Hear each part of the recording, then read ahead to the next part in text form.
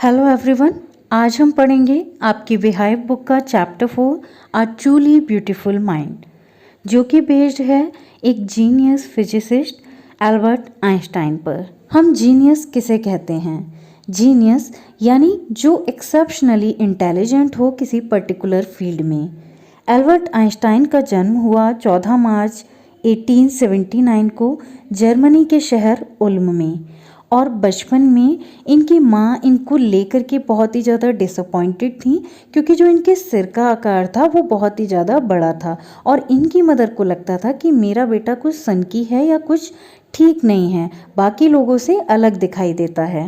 As a child Albert Einstein ने बहुत ही देर से बोलना शुरू करा, in the age of 2.5 years।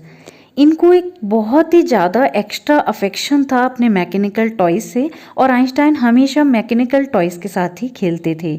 और यही रीज़न भी था कि जब इनकी न्यू बॉर्न सिस्टर को माजा को इन्होंने पहली बार देखा तो इन्होंने पूछा कि इसके पहिए कहाँ हैं। एक बार आइंस्टाइन के फादर को बुलाकर उनके हेडमास्टर ने कहा कि आपका बेटा किसी भी प्रोफेशन को चुने, लेकिन वो किसी में भी सक्सेसफुल नहीं हो पाएगा।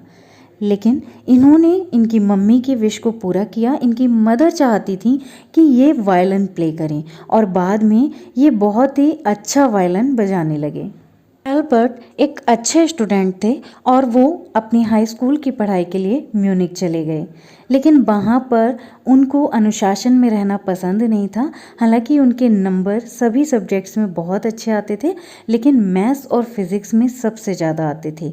लेकिन एल्बर्ट अपने अध्यापकों से लड़ते थे और इसी वजह से उन्होंने 15 वर्ष की उम्र में अपने स्कूल को छोड़ दिया। उसी समय एल्बर्ट के पेरेंट्स मिलान चले गए और उन्हें एक रिश्तेदार के पास स्विट्ज़रलैंड में आगे की पढ़ाई के लिए भेज दिया।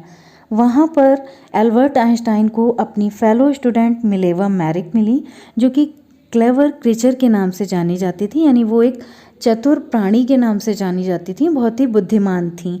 और एल्बर्ट को उनसे प्यार हो गया और एल्बर्ट उनको लेटर्स लिखने लगे। एल्बर्ट की मदर बिल्कुल नहीं चाहती थी कि वो मिलेवा मैरिक से शादी करें, और वो ऐसा इसलिए नहीं चाहती थी क्योंकि मिलेवा मैरिक एल्बर्ट से 3 साल बड़ी थी और वो उनकी बुद्धिमानी को लेकर भी परेशान थी। 21 साल की उम्र में एल्बर्ट आइंस्टाइन ने एक पेटेंट ऑफिस में जॉब की, टेक्निकल एक्सपर्ट की, और 1903 में उन्होंने मिलेवा मैरिक से शादी की।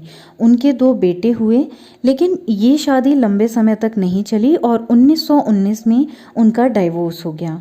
और उसी साल एल्बर्ट आइंस्टाइन ने अपनी चचेरी बहन एल्सा से शादी कर ली। 1905 में एल्बर्ट आइंस्टाइन की थ्योरी ऑफ रिलेटिविटी आई, जो कि ये बताती थी कि समय और दूरी पूर्ण नहीं है, और 1915 में उन्होंने अपनी जनरल थ्योरी ऑफ रिलेटिविटी को न्यूज़पेपर्स में प्रिंट करवाया। 1919 में सूर्य ग्रहण ने इसकी शुद्धता को प्रमाणित कर दिया और बहुत सारे न्यूज़पेपर्स ने इसको साइंटिफिक रिवॉल्यूशन बताया। 1921 में एल्बर्ट आइंस्टाइन को भौतिकी के क्षेत्र में नोबेल पुरस्कार से नवाजा गया।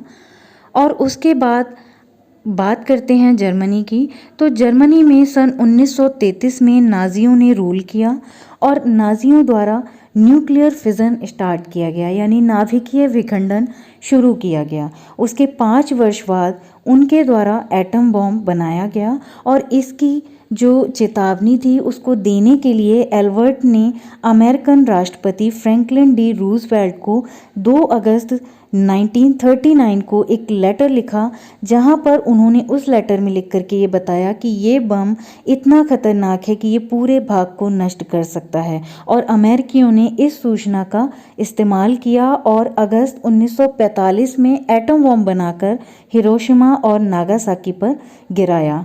एल्बर्ट आइंस्टाइन इस विनाश को देख करके बहुत ही ज़्यादा विचलित हुए। वो चाहते थे कि संसार में कोई भी ऐसे लोग ना हों जिनके पास अस्त्र और शस्त्र संगठित रूप में मिलें। और सन 1955 में 76 वर्ष की आयु में एल्बर्ट आइंस्टाइन की डेथ हो गई। And if you like the video, then click on the like button and subscribe my channel and keep commenting. Thank you so much.